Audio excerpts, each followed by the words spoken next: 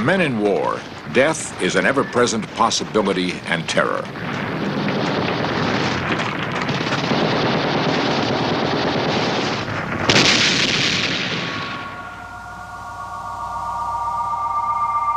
Soldiers who experienced near-death encounters suggest that death may not be something to be feared.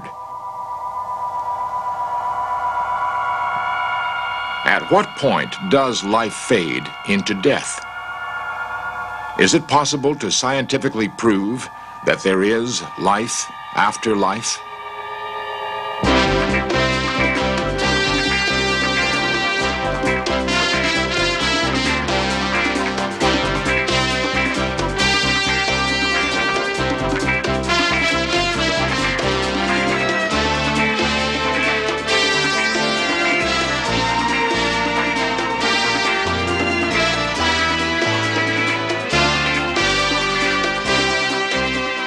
This series presents information based in part on theory and conjecture.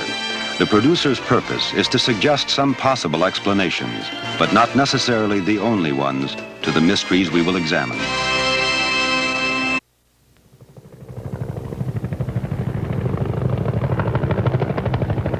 During the 11 long years that America was involved in the Vietnam War, over 57,000 men died in combat. There were more than 300,000 wounded.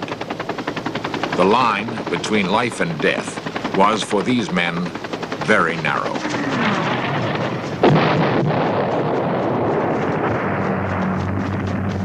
Lionel, you remember those forms? In the case of one of those soldiers, Tommy Clack, Vietnam is more than just a hellish memory. Tommy, now an administrator at Atlanta's Veterans Hospital, encountered a life-after-life experience that remains very real. I was a captain in the Army. In particular, my job was that of what's called a forward observer. I called in artillery and plane strikes and gunships and was actually the person that directed us from point A to B by reading the map and coordinates and knowing where we are at all times. But one particular morning, May 29, 1969 to be exact, we ended up in a big firefight.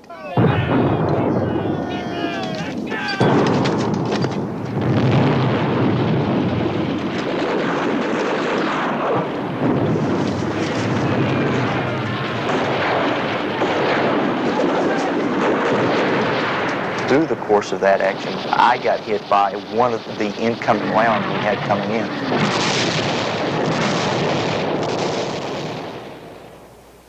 I was conscious the whole time when I got hit. I remember flying through the air, and I remember coming down, and I sat up, and I looked down, and I saw that I was missing my right arm and my right leg, and my left leg was laying off to the side like it was broke.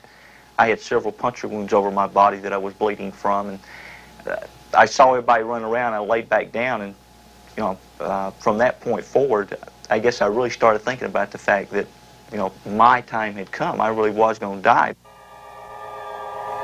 I heard no more battle sound. I didn't feel anything. There was no pain, and I felt this calm come over my body as I was laying there.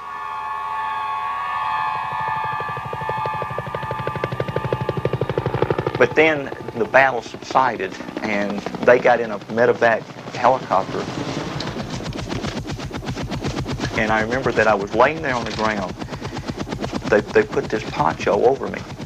Like the only time we put ponchos over people were when they were dead. And I guess for the first time, and I have no comprehension of what length of time this was, I realized that I was dead. I wasn't alive. I wasn't functioning as a human being anymore. And all of a sudden I realized that I wasn't visualizing this from the ground. I was looking down and seeing this go on. I don't ever remember leaving my body, quote. And it was really a weird experience because there was no emotions. There was nothing. It was just total peace and tranquility. And all of a sudden I just realized I didn't exist anymore. Typical field procedure dictated that the mortally wounded be airlifted to the nearest possible field hospital. Tommy was rushed to the 25th Division Headquarters Hospital near Cu Chi, some 20 miles from the battlefield. One of the things that you learn real fast in Vietnam is when you have a lot of casualties that people have priority over other people depending on their wounds. Realistically, if I had been in charge, somebody in my condition, I probably would have given a low priority due to the extent of the injuries. But for some reason, a doctor came over and lifted the poncho up. I saw him do it very clearly. And all of a sudden, I had a group of people on me trying to do whatever it is they were trying to do to me. They lifted me up and took me into the operating room. I saw him cut my clothes off. I saw him start IVs. I didn't feel any remorse or anything. It was just total peace and nothing for what was laying there that was my body. But then all of a sudden, I left that operating room, and it was almost like a blink of the eyes, and I was back at the battlefield where I had gotten injured. And at that particular time, I think is when I come to realize I really was dead, because everybody in Vietnam that I had put in plastic bags, when somebody got killed, you put them in a plastic bag, were right there with me. They were around me. Jeff and Mark and all these guys were right there with me, and we communicated like we were talking with our minds. And I was above the earth, and it was a gigantic brightness that surrounded the whole battlefield that was just pure peace. 10 days later, I woke up, and I was laying in a bed in Cu Chi, Vietnam, and I did not have to ask what went on. I remember everything that went on. I knew I was missing the limbs. I didn't realize they had cut my left leg off in the operating room. It was beyond repair. But I told the doctor everything that had gone on, what they had done to me, that I had been covered up. And even a couple of guys that lived through the battle with me stopped by, and I told them who had gotten killed that day, and there was no way for me to know that except that I had been with them. Wherever we were, whatever that place was, whatever it was, we were there together because we were all dead. Was Tommy indeed dead? How can we explain his profound and mysterious experience? If Tommy Clack had been a soldier during World War II, he probably would have died.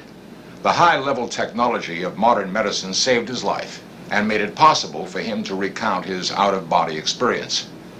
It is ironic, however, that the same sophisticated medical devices which we use to keep Tommy alive also make it more difficult to determine exactly when death occurs. At the Veterans Hospital in Atlanta, physicians like Dr. Michael Sabin continually grapple with pinpointing the precise instant at which a human life ceases. The definition of death is very nebulous, both medically and legally. There is no one generally accepted definition of when the point of death occurs. I can't give you in 10 words or less how we determine how somebody is dead. Sometimes it's obvious from examining the patient that there's no pulse, no heartbeat, and rigor mortis is set in so that the patient is obviously dead. But when you're talking about lack of vital signs, a cardiac arrhythmia or irregularity of the heartbeat which would not support blood pressure, unconsciousness, all of these types of definitions that have been used in the past can be, there are exceptions to these at the present time, so it becomes difficult to establish medically, physically, and scientifically when the exact point of physical death occurs. What is the precise moment that death occurs? Researchers are only now beginning to probe the depths of near death and a person's ability to return from that level of consciousness. As with most medical research, the investigation begins with laboratory animals. We are cooling our experimental animal, rats, to body temperature of about 10 or 5 degrees centigrade, which is about 45 to 50 degrees Fahrenheit. Dr. Vosin Popovich of Emory University School of Medicine uses a cooling process in an attempt to define the instant of death. When the body temperature is decreased to such a low body temperature, metabolic processes, heart rate, respiration, everything slows down and eventually stops. So the animal now looks dead. The animal is clinically dead, but it is not biologically dead. That means all clinical signs of death appear present, but the animal is still alive. After 2 hours, we could still recover that animal, by rewarming. After 3 hours, we cannot, because we now pass the point of biological death. The point of biological death is passed, and the animal is dead. With the success that Dr. Popovich has had in freezing and reviving rats, it seems likely that the same could be done to humans. Some human bodies have been purposely frozen immediately after death. There has been at least one unsuccessful resuscitation attempt. An accident in Canada provided researchers with an unusual opportunity to try to revive a frozen boy. His story begins to unlock the secrets of that special place between life and death.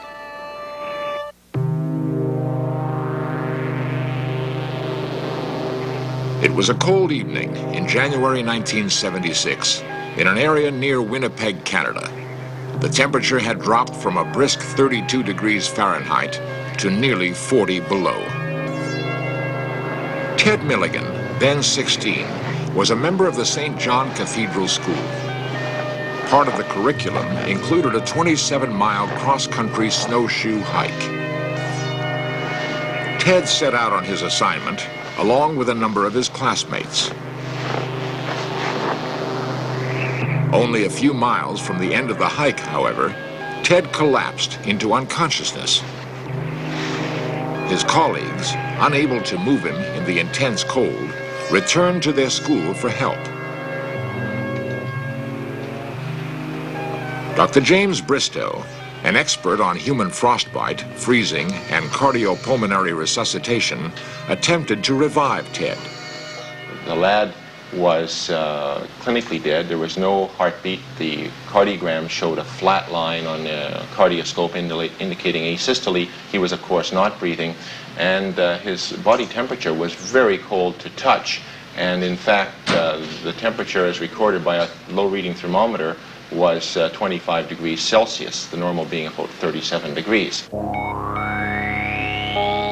Ted Milligan's heart had stopped beating for over 2.5 hours. Dr. Bristow worked over Ted's body for nearly another 2 hours. Conventional medical textbooks state that without oxygen for more than 4.5 minutes, a body will suffer irreparable brain damage and will die. Yet Ted regained consciousness and was perfectly normal. Ted Milligan, now a private in the Canadian Armed Forces, recalls his ordeal. Well, mainly it was just like being asleep, like total darkness and waking up out of a sleep that you didn't know that you had gone into. I'm not afraid of dying. When I die, I'm going to die, and I'll probably die with a smile on my face.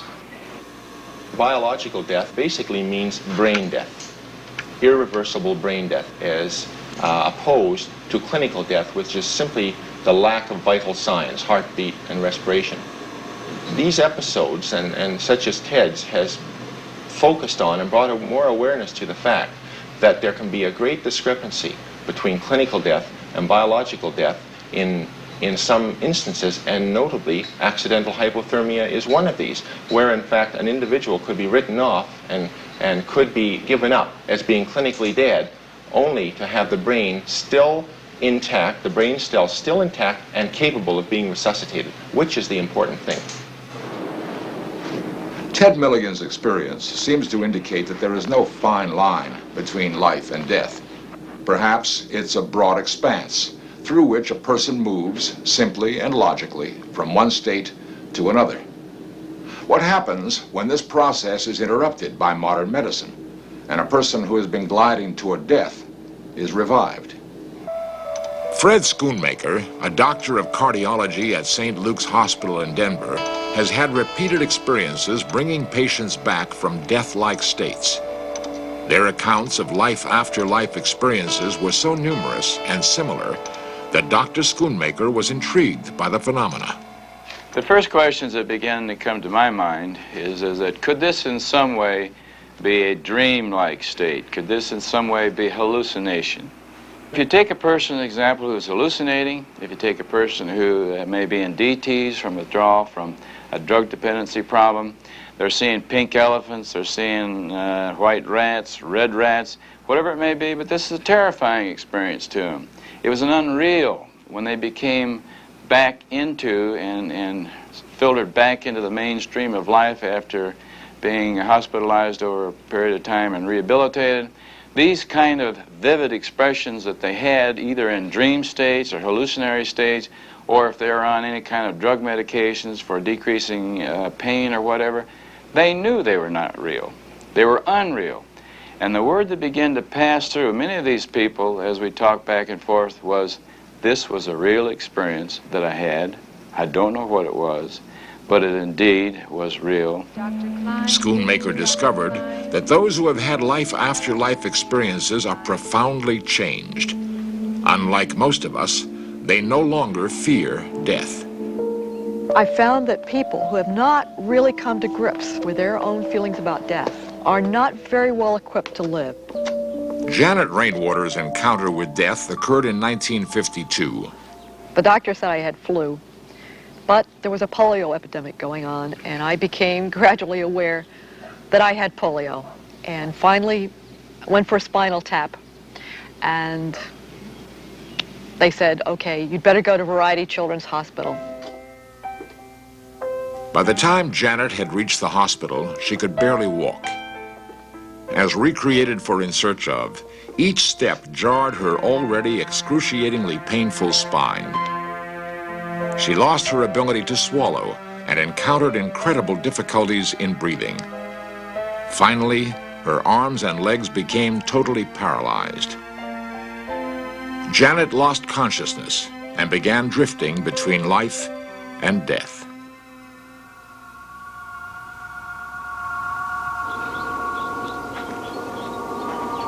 Well, the next thing I knew, I was walking across this dry riverbed.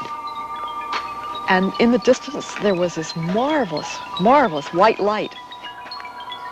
And I could hardly wait to go into it. It was so peaceful and calm, and I was incredibly happy. And then I became aware of some women. I felt they were calling to me, but I kind of said, go away, don't bother me, because I really wanted to go into the light.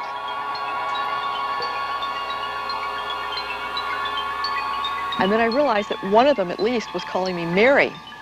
And that startled me, because that's a name I was called the first 10 years of my life. And for 20 years, no one had called me by that name. So then I paid more attention, and I realized it was my grandmother. She had died 2 years before, and she was someone who I'd loved very, very, very much.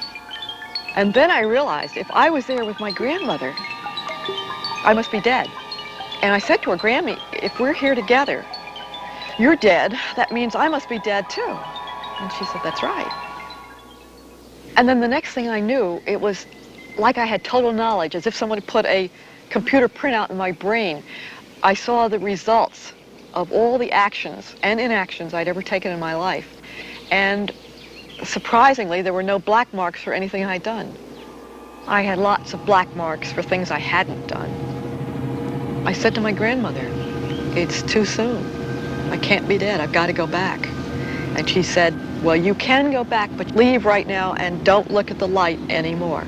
And I didn't even pause to decide. I just turned around and started back across the riverbed. And that went very quickly.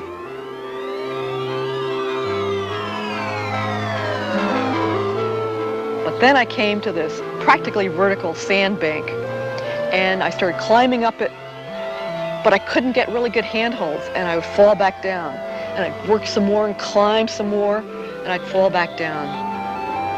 But finally, I made it up, and I just fell back, exhausted, on the top of this sand dune. And the next second, I woke up, whatever you want to call it, and I was in my own body, and I could breathe, and I could swallow, which was incredible, because I hadn't swallowed for 3 or 4 days. Someone came in the room almost immediately, and I could tell they were really surprised at how well I was doing. And I said, I can swallow. Give me some water, I want to prove it. And a little bit later, they brought me a bowl of turkey broth. This was dawn. It was Thanksgiving Day. And Thanksgiving Day has always been a very special day for me. It's Christmas and Easter and everything else rolled into one. I'm not afraid of death. I know it's a beautiful experience that when it comes to be my time, I'm going to really look forward to it. No one is sure what the near-death experience really is, but the message from those who have encountered it and returned is that death should not be feared.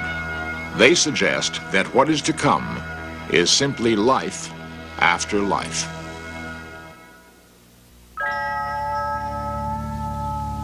We cannot say for sure that the life after life experience is actually death itself. Obviously, however, it does alter our perceptions of life and the hereafter. Based on the experiences that we've heard from those who have had the near-death experience, this has influenced my concept of a God that makes him far greater, far more merciful, far more loving than I'd ever conceived of him to be before. Dr. Loren Young is an eminent theologian and scholar. His experiences with those who have had life after life encounters have given him new religious insights.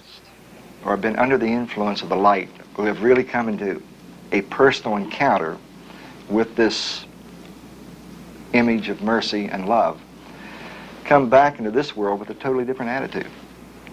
And to me, this is a solid encounter, an exquisite expression of what it really means to come face to face with God. If we could remove from society a major fear, there's a tremendous contribution. Death is a major fear. Those who've experienced it are no longer afraid of life or death.